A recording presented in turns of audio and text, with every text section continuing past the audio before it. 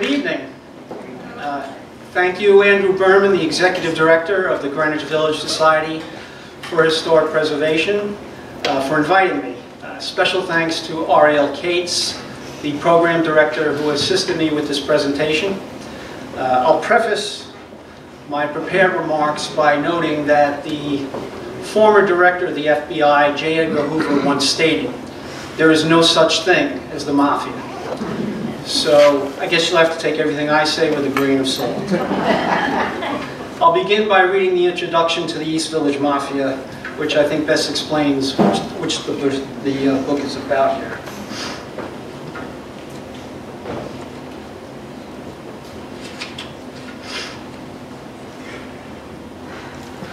Few New Yorkers are aware that the tenements and storefronts of the East Village, famous for beat poetry, avant-garde art, and alternative rock music, were a stronghold of mafia racketeering, treachery, and intrigue for almost 70 years. From the 1920s to 1990, mob icons like Charles Lucky Luciano, Joe the Boss Masseria, and Joseph Bonanno, and their underbosses and capos lived in or frequented the East Village, known as part of the Lower East Side, until the mid-1960s. There they planned and perpetrated headline-grabbing murders, international heroin trafficking, extortion, counterfeiting, gambling, and loan sharking in local social clubs, bars, restaurants, and coffee houses. The blocks just south of East 14th Street may have been home to the smallest Italian immigrant enclave in New York City, but the ruthless mafiosi who reigned there helped to orchestrate the assassinations of no fewer than 5 of Cosa Nostra's most powerful dons. These executions of D'Aquila, Masseria, Maranzano, Anastasia, and Castellano restructured the mob hierarchy decade after decade, expanding, and with Castellano's demise, diminishing the influence of organized crime in almost every facet of city life. If you're going to talk about the Mafia in the East Village, you have to start with Charles Lucky Luciano. To use a sports analogy, Lucky Luciano was the Babe Ruth and Michael Jordan of criminals. He changed everything. He put the organized in organized crime. He laid the foundation for the massive criminal enterprise that the Mafia became after Prohibition. Luciano started as a small-time drug dealer and gang leader from East 10th Street. He rose to power as Joe the Boss Masseria's chauffeur and bodyguard. Luciano hung around restaurants and pool halls on Mulberry Street during Prohibition, where he protected Masseria's most valuable asset, the alcohol curb exchange. He formed close relationships with young Italian mobsters from other gangs, as well as with Jewish and Irish mobsters. Luciano had vision, he had leadership and management skills. He surrounded himself with the best talent. And he was cool and calm in a crisis. As you will hear, he was also handy with a gun. In 1930, the Brooklyn-based gang of Salvatore Maranzano began a shooting war with Joe the Boss's gang. Being Masseria's right-hand man, Lucky Luciano was a prime target. But Luciano had a plan to stop the shooting. He also knew that Prohibition could come to an end. Luciano had a proposal to replace the tens of millions of dollars generated by illegal alcohol.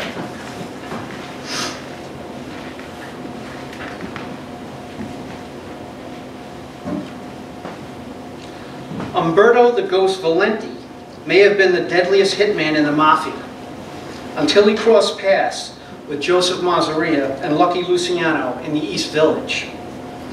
Born in Sicily, Valenti lived at 330 East 14th Street. When Joe Masseria was ambushed outside his residence at 82nd Avenue, Umberto Valenti was one of the shooters. Valenti and a second man crossed the street, and from just a few feet away, they fired 3 times at the dodging and ducking Masseria. 1 bullet went through a store window behind Masseria, and 2 bullets put holes through the crown of Masseria's straw hat. But he was not scratched. Valenti, a suspect in 20 murders, had a monumental miss.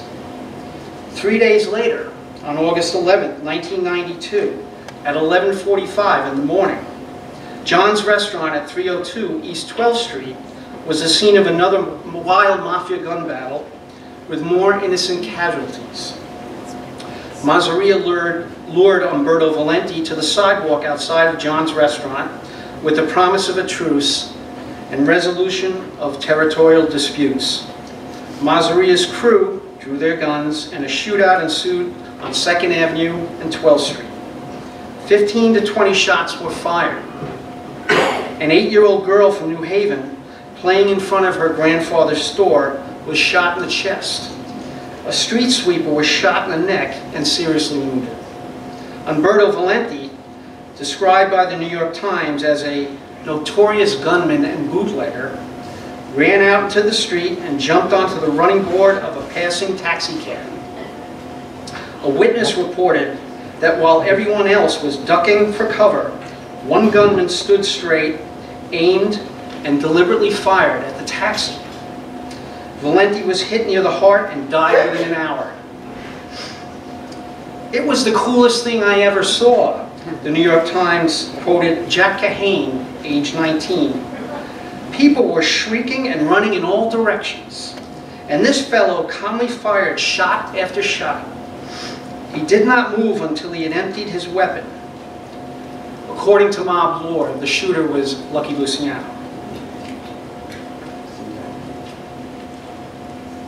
Charles Lucky Luciano, one of the most powerful and mythologized gangsters in American history, resided at 183 and 265 East 10th Street, between Avenue A and 1st Avenue, from 1907 to 1927.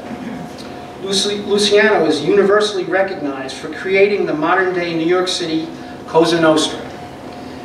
In 1931, after he arranged the murders of 2 consecutive reigning mafia chieftains, Joe the Boss Masseria and Salvatore Maranzano. Luciano, born Salvatore Lucania in Sicily, instituted the Mafia Commission, a group of nationwide crime family dons who met every 5 years, or as necessary, to settle disputes between crime families. Neighborhood legend has Luciano and Meyer Lansky hatching schemes together in Di Roberti's Pasticceria at 176 First Avenue, around the corner from Luciano's tenement. As a teenager hanging out in Mulberry Street pool halls, Luciano was known as Salvatore from 14th Street, because that was where he perpetrated his crimes, including selling heroin, burglary, and auto theft. His friends were a who's who of future notorious gangsters, including Lansky, Benjamin Bugsy Siegel, and Frank Costello. Luciano and Al Capone were reportedly groomed in the legendary 5 Points gang, and the brain, Arnold Rothstein, schooled Luciano in the finer points of bootlegging and narcotics peddling. While Masseria and Maranzano discouraged doing business with non-Italians, Luciano set up lucrative criminal partnerships with non-Italian gang leaders like Meyer Lansky and Louis Lepke Buchalter, who were masters of gambling and labor racketeering, respectively. Throughout the 1920s, Luciano, Meyer Lansky, Bugsy Siegel, Albert Anastasia, Louis Buchalter, Frank Costello, Tommy Lucchese, and Dutch Schultz, among others, hit the jackpot by bootlegging illegal alcohol during Prohibition. The upper echelon of organized crime gathered at Luciano's Palm Casino at 85 East 4th Street, near 2nd Avenue, to drink, gamble, and solicit female companionship. Lucky Luciano's rise to ultimate crime boss began on April 15, 1931, when he invited Joe Masseria, the reigning boss of all bosses, to lunch in Coney Island.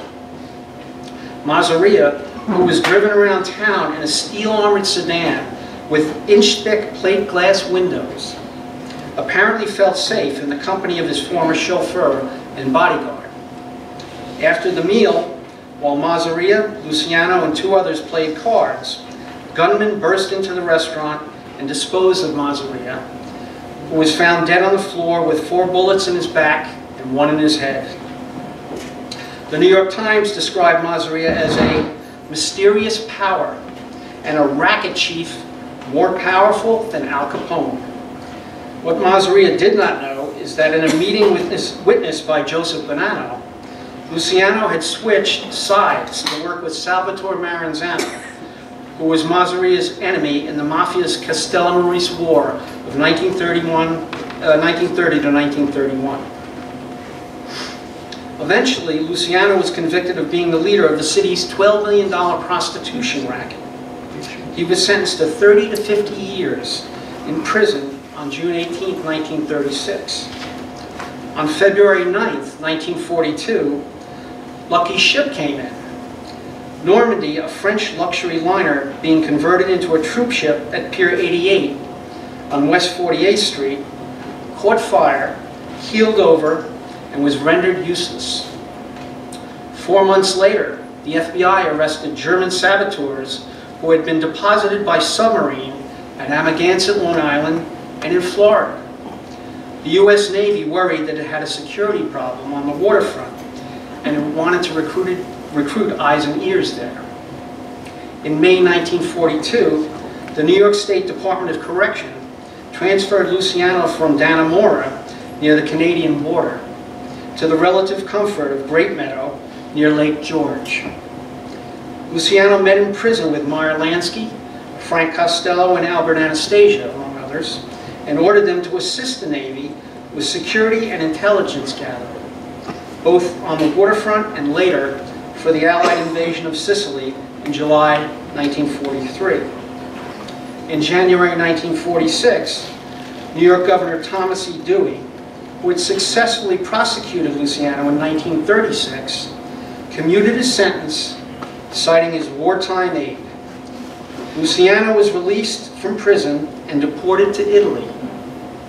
But even from overseas, Lucky Luciano continued to cast a large shadow over the affairs of the Mafia, especially when it concerned narcotics.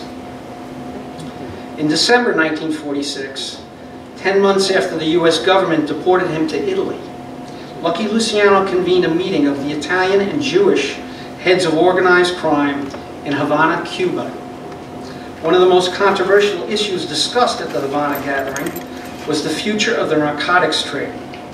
While the gangsters most involved in gambling and financial crimes argued against selling drugs, Luciano proposed a far-flung drug smuggling network encompassing North Africa, Sicily, Cuba, Florida, and Montreal.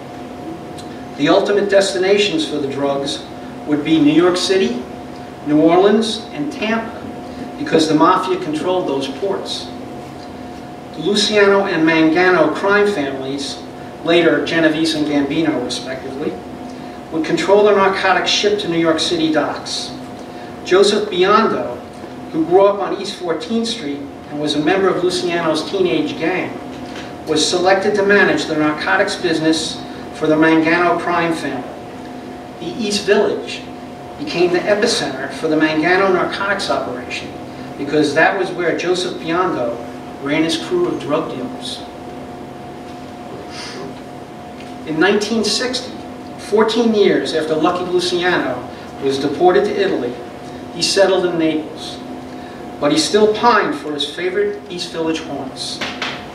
Luciano unwittingly befriended an undercover Federal Bureau of Narcotics agent, Sal Vizzini, who was posing as a United States Air Force pilot. Luciano advised Vizzini that when he visited New York, go to the Reno Bar on 2nd Avenue between 11th and 12th and ask for Butch Salerno. Tell him I send my regards. Now, in all the books I've read about the Mafia, there may be a line or two, if anything, about Joseph Biondo. Yet he rose from a small-time gang member and drug dealer on East 14th Street to the underboss of the Gambino crime family. Biondo had a lifelong criminal partnership with Lucky Luciano. Vito Genovese and Carlo Gambino entrusted Biondo with the murder of his family boss, Albert Anastasia. The files of the Federal Bureau of Narcotics revealed Biondo's crucial role in implementing Lucky Luciano's vision of a mafia heroin empire.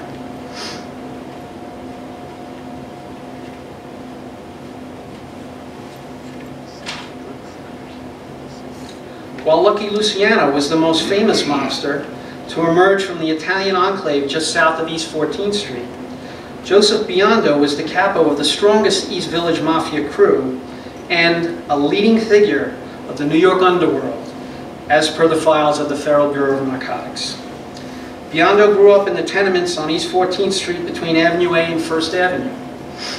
Following World War II, Biondo and his soldiers managed the import and sale of thousands of pounds of Italian and French Connection heroin from their hangouts in local social clubs and eateries. Joseph Biondo made so much money managing the heroin trade for the Gambino family, the other captains complained about it. For years, Interpol carried Biondo on its international list of narcotics violators. Joseph Biondo had a great teacher when he was growing up on East 14th Street.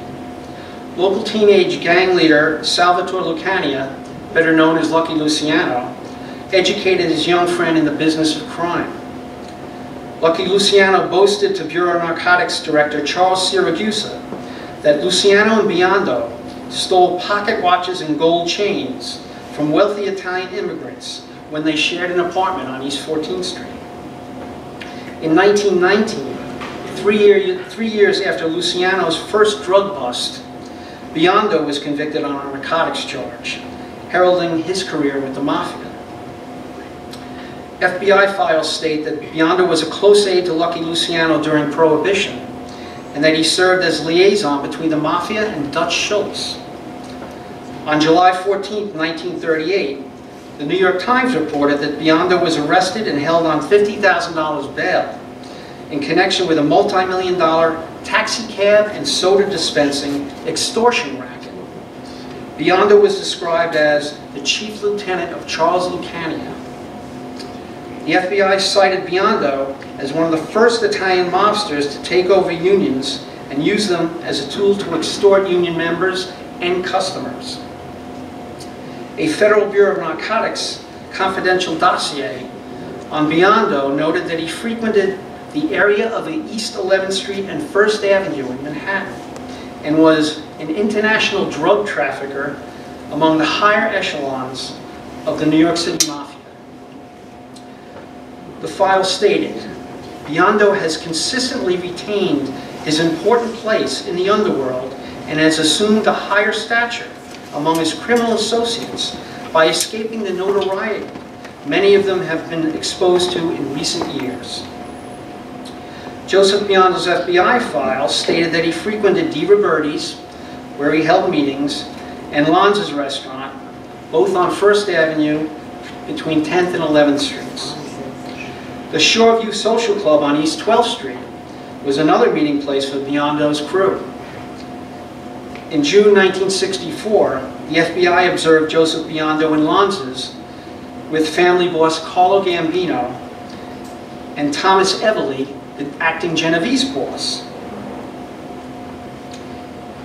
In the spring of 1952, Joseph Biondo visited Lucky Luciano in Italy. They met in Naples and then set off on a trip to Milan.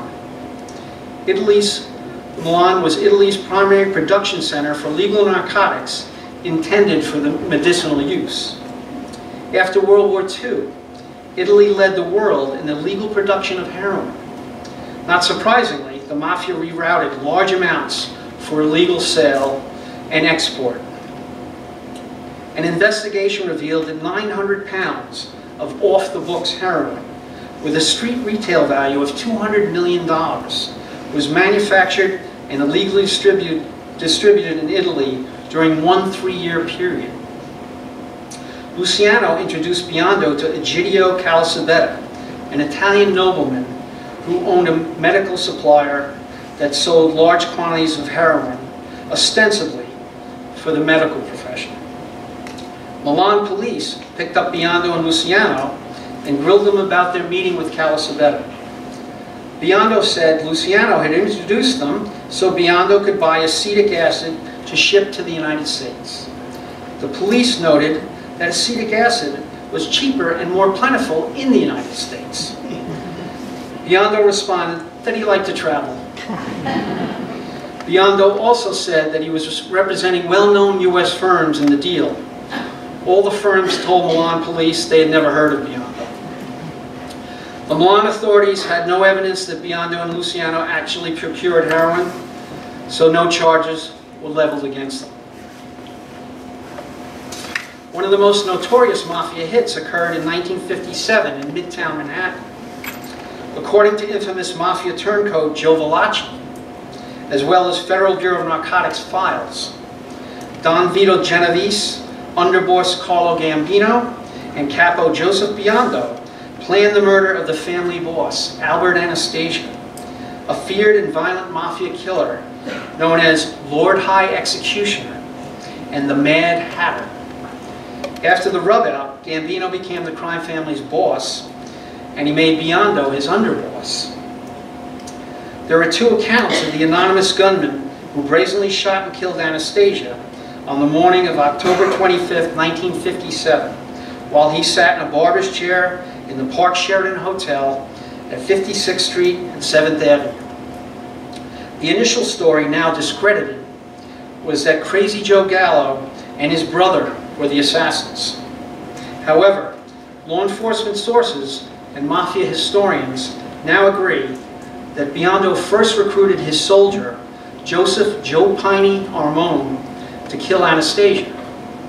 After Armone was jailed on a narcotics charge, Biondo rearranged the hit team to include Stephen Armone, Joe Piney's older brother, Armone's cousin, Stephen Gramata, and their friend, Arnold Wittenberg, an East Village drug dealer, were also on the team. Next, I'll tell you about East Village Mafia heroin dealers Stephen and Joseph Armone. Joseph Armone succeeded Joseph Biondo as manager of the Gambino family's French Connection heroin smuggling operation. Joseph Armone rose to family underboss based on the key role he played in the murder of Mafia Don Paul Castellano. Armone spent a lot of time in jail, but he never violated the Mafia code of silence. In mob vernacular, he was a stand-up guy.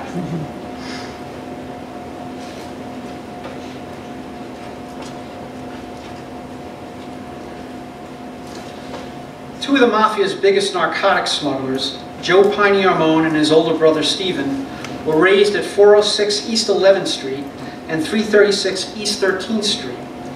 Federal Bureau of Narcotics files tagged Stephen Armone as 14th Street Steve, a mafia leader in New York City's 14th Street area, engaged in large-scale narcotics smuggling and wholesale distribution.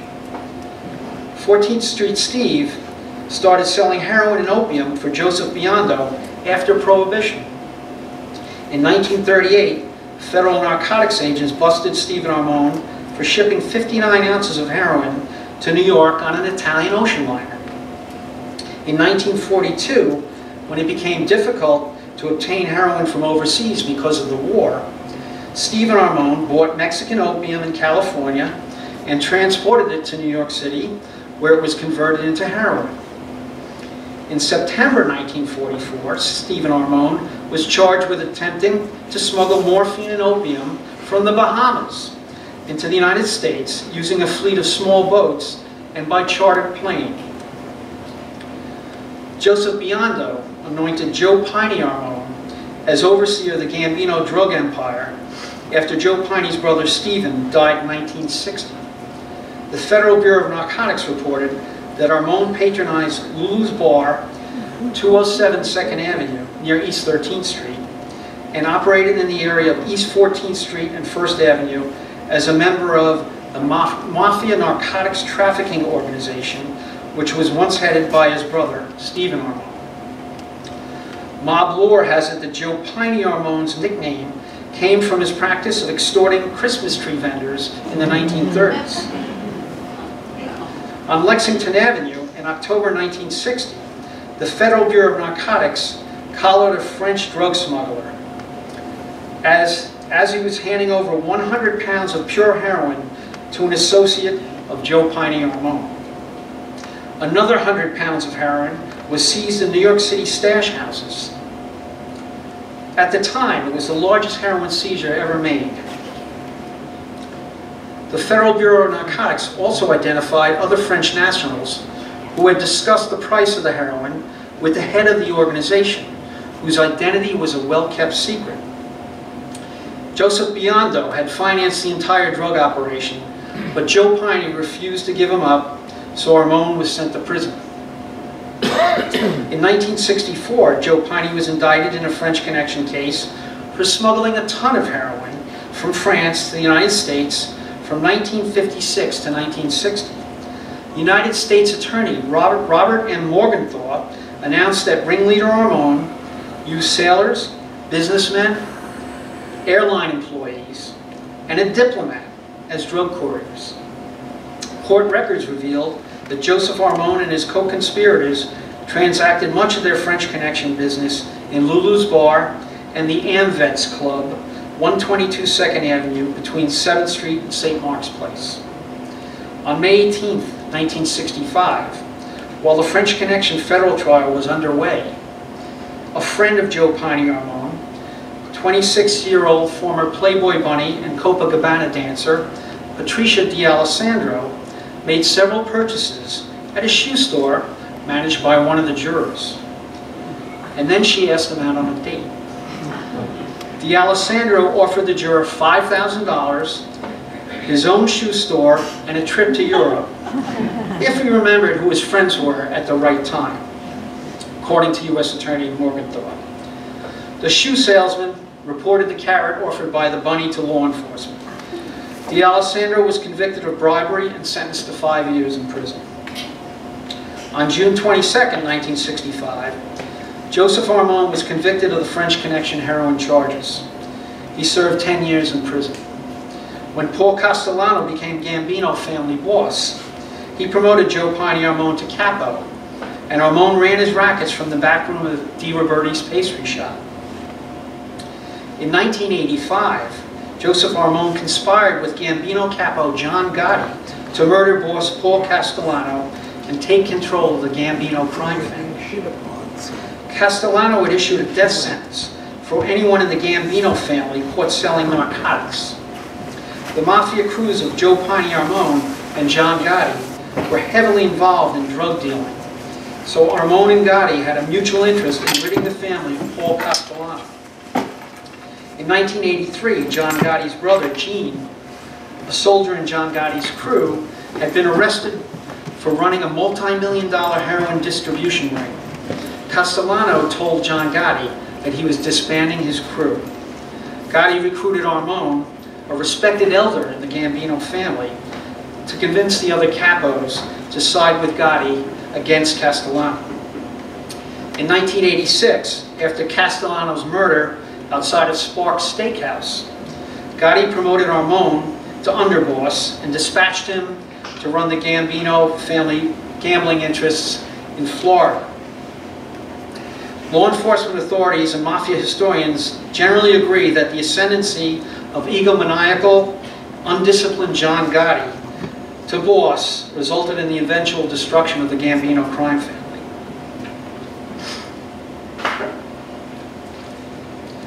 The book's epilogue is titled Joseph Biondo's Legacy. It recounts the downfall of Handsome Jack Giordano, the last mafia capo to hold sway over the streets of the East Village.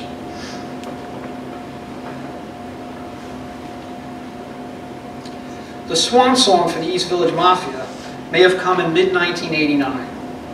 By then, most Italians had moved away from the East Village, and many East Village Mafia members were either dead or in prison.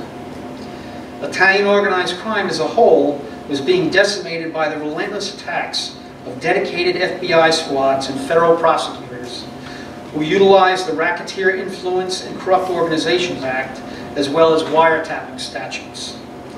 Now the mafiosi at all levels of Cosa Nostra were facing decades in prison. The so-called men of honor, from soldiers up to bosses, had abandoned the code of omerta and testified against their family members. On May 25, 1989, a detective from District Attorney Robert Morgenthau's office raided Di Roberti's, where Gambino capo John Handsome Jack Giordano ran his rackets and crew out of the back room. Morgenthau's detectives had flipped an informant, bugged the pastry shop, and wiretapped its phone. Ironically, Morgenthau, as New York United States Attorney in 1964, had convicted and imprisoned Joe Piney Armone for smuggling French Connection heroin. 25 years later, Morgenthau, now New York County District Attorney, took down Handsome Jack, who was Joe Piney Armone's nephew. It was Gambino family boss John Gotti who promoted Handsome Jack Giordano to capo. Law enforcement agents observed Handsome Jack meeting with the Dapper Don on a weekly and sometimes daily basis on Mulberry Street at the Reaganite Social Club. In 1990, when Teflon Don was on trial and out on bail, Handsome Jack Giordano frequently appeared in court and had coffee with John Gotti during breaks. In June 1991, Handsome Jack Giordano and his brother were sentenced to prison after being convicted in Nassau County for running a $300 million a year sports betting operation. Trial Judge Raymond Harrington addressed a probation report in which Handsome Jack Giordano described himself as a wrangler at an upstate dude ranch.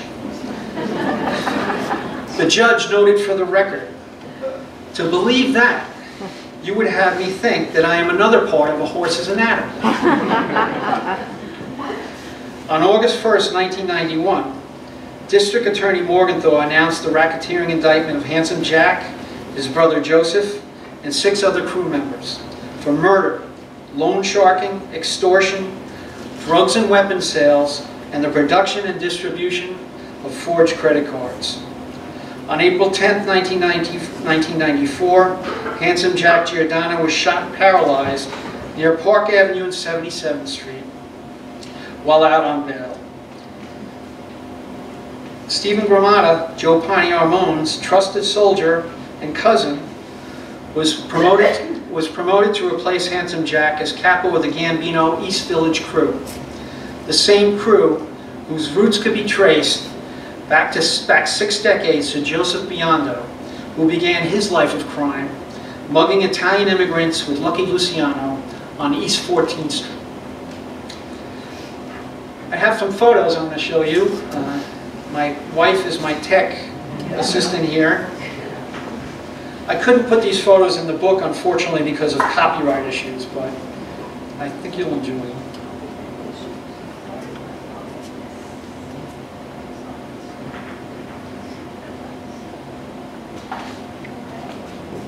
Dawson? If you don't mind. Thank you.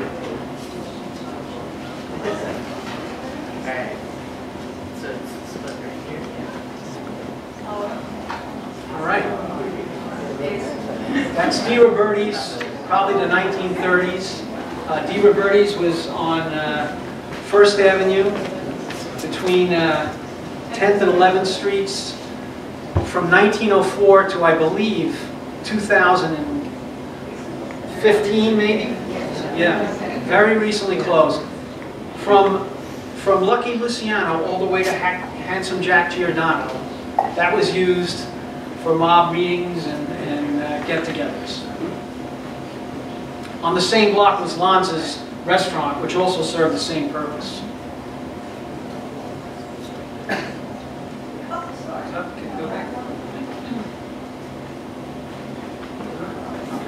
Is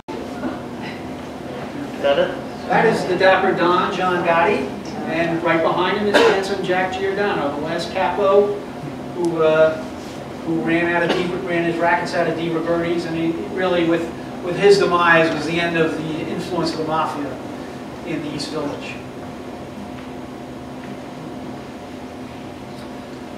It's hard to see the top there, but it says Lanza's. That's Lanza's Restaurant. Again, First Avenue between 10th Street and 11th Street. And as I said, from literally the time of Meyer Lansky and Lucky Luciano up until 2015 or 16, the mob utilized it. The man in the glasses there is Joe Piney Armone. He's holding a street meeting outside of London's. As I said, Joe Piney was a capo of the East Village Mafia crew of the Gambino crime family, and that's where they ran all their heroin distribution and international smuggling. The man on the left is very interesting. That's Tommy Agro. He's a member of the East Village crew of Joe Piney Armone, a Gambino crime family member. He ran the Gambino crime family gambling interest in Florida. And he was also, it was never proven, but he was basically tagged with the killing of Tommy DeSimone. Now, if any of you saw the movie Goodfellas, there was a character, Joe Pesci won an Academy Award playing, Tommy DeVito. Well, in real life, that was Tommy DeSimone. And Tommy DeSimone was an associate of the Lucchese crime family. And he did kill a gangster named Billy Batts, just like in the famous bar scene in the movie. Billy Batts was a main member of the Gambino crime family, and he was a close friend of John Gotti. Tommy Agro supposedly tortured Tommy DeSimone and killed him, and some say John Gotti was pitching in a hand while that happened. Okay, that's East 12th Street. On the far left, you see a storefront with white shades going up 3/4. That was the Shoreview Social Club. That was Joe Bonanno's favorite social club. He would go there twice a week from the 1930s to the 1960s. It was also a meeting place for, it was sort of a United Nations of mobsters, because there was the Gambino crew from the neighborhood would go there to meet. The Genovese family crew from the East Village would go there to meet. Everybody went there. And they used to keep a phony fire hydrant in front, so no one would park there. So when the mob royalty like Joe Bonanno came, there was a parking space. I have a whole chapter in the book about that, and including a blow-by-blow description of a sit-down in that club. Now, all the way on the right, you can just see a little bit of it, was the Alberti Bakery.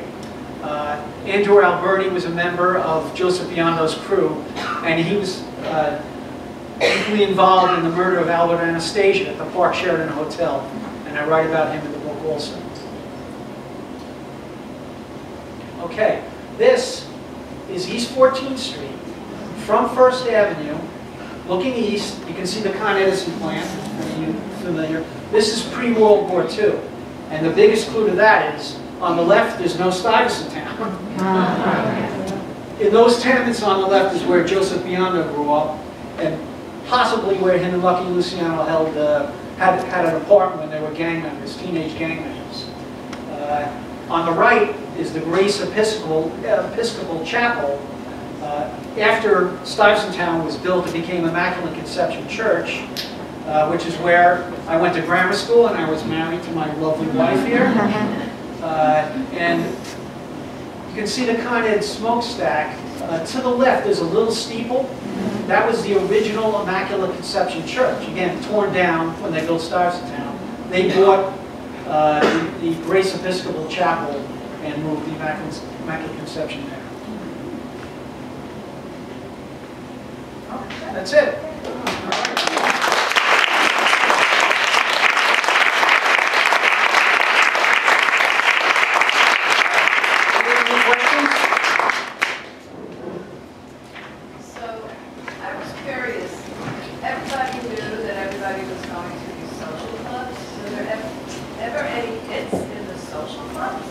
No, not really.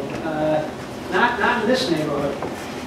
That was, like I said, these social clubs were where you went and you relaxed, you had, your coffee, you had some fun, you talked, you had Gambinos, Bananos, Genovese, all getting together there. There were certain things you just didn't do. That was one of them. In fact, for years they say Mulberry Street was off limits to any hits. That changed with Crazy Joe Gallo, of course. But, that was sort of where they relaxed or planned their business. In fact, a neighborhood story I can tell you about Lonzo's. I grew up on 14th Street, 14th Street and MUA, and everybody in the neighborhood in Stuyvesant knew about Lonzo's restaurant. It was an Italian restaurant on First Avenue. Nobody went there. We knew they really weren't looking for business. So, the word gets out.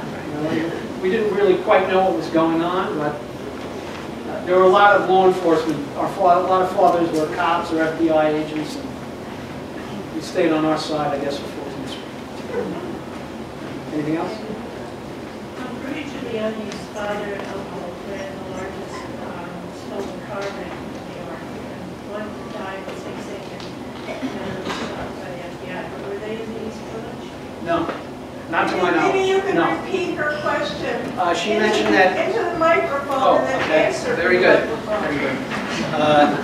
She noted that some of the Giuliani family members may have been involved in crime, and it asked if they had anything to do with the East Village, and to my knowledge, no. Yes. What year was the shootout at John's Restaurant? I believe that was 1923, but I will check it for you.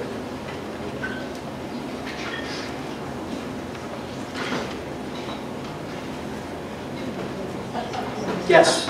Yeah. Thank you. Yeah, it was 50 years we're talking about, basically from the 20s to 1990. Yes. I'm sorry. Did Go you ahead. know anything about the social club that was just down the street? I'm sorry? There was a social club down the street from Veniero's. I wonder if you knew anything. Which way? On the same block, on the same. She asked if I knew anything about a social club down the street from Veniero's. Which street would that be? 11th Street. Yeah. I don't personally know anything about it. Does anybody have any information about it? Because it was very much a mystery, and the man would often, somebody would sit out on the chair kind of watching the clock. And then what was amusing was at Christmas time, they would be behind the counter at Veniero's helping out. Oh, I see. with selling. And that was not a single Italian. Apparently there was a social club on 11th Street. What time frame are we talking about? 60s. 60s? 60s, even later, but was 60s that Well, I have some research to do then, don't I? going on. And I will say that I went to Di Roberta's, and I went in holding 4 gifts for Easter for my children. So I was alone, and the same man was behind the counter, the man and the woman were like a couple. And he looked, I'm Italian American with a Sicilian father, so I sort of know the language. He looked like petrified when I walked in. I could just tell, you really shouldn't come in here. He's trying to tell me with his eyes. And I'm like, well, something's a little strange. So I walked all the way back. When you say the back room, it wasn't really the back room because that's a salon thing. It had booths in it, and the booths, they were all mob guys. And I'm here, I'm looking at marzipan lambs and everything, and they're waiting for me to get the heck out of there. And the room went absolutely silent, and I'm there to get Easter candy in my dark. I'm gonna do it. But anyway, and I'm also Sicilian American too. What? And I'm Sicilian American too. And I went to Di Roberta's all the time. No, but this is when they're in the back. I went there too, in the front. I've never had any of these But you don't usually have a reason to go all the way in the back. And I went all the way in the back because they had the whole counter opposite that was filled with these chickens. Their marshmallow lamps are Thanksgiving. But I was also one of the last people to eat in Alaska. I had always wanted to old storefront. So I got a friend to take me in there, and we were way in the back. There was nobody in there, absolutely nobody, like, because you can't see in when you're going in. And I also knew the person that was sold, not one I checked. So I knew the person that bought mine. It was really young, but I kept the storefront, the front plaza. He said in the I'm sorry, I think we're running out of time. Are there any other questions? Maybe I can take one more. Go ahead.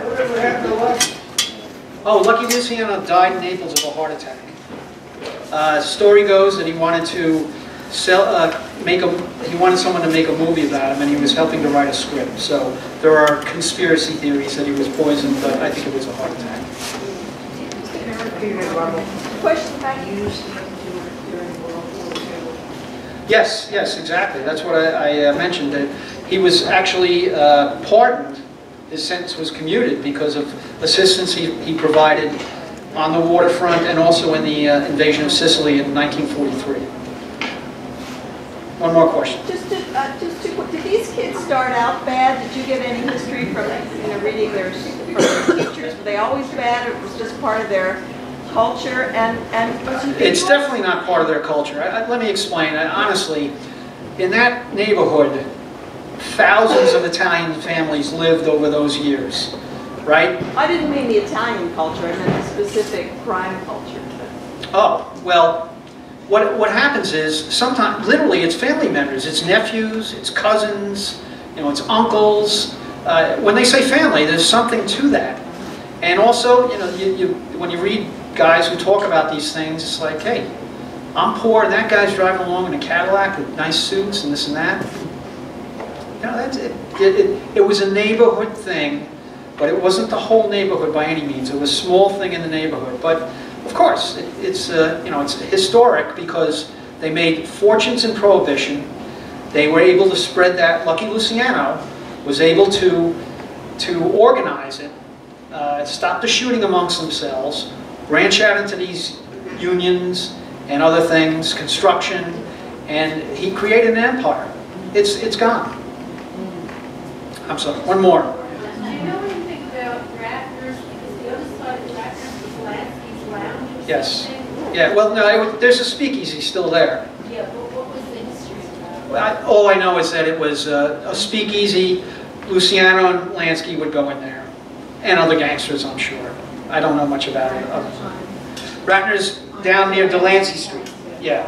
Now, there's a speakeasy, a bar there now that models itself as a speakeasy, where the speakeasy used to be. And what happened is you would walk into Ratner's, this is back in Prohibition, you'd walk into Ratner's, there was a door that led you into the speakeasy. Yeah. All right. Okay. Is there anyone in the Maranzano family named Nicky? I grew up in Ozone Park. It was kind of new. There was mafia around, and there was a Maranzano family on my block. We used to keep Nicky up. Well, you better hope not. No, I don't know. I don't know of any Nicky Maranzano. All right, I brought some copies of the book. The book is free, but I'm signing them, and that's $10. So I'll be over at the bar. And thank you all for coming out.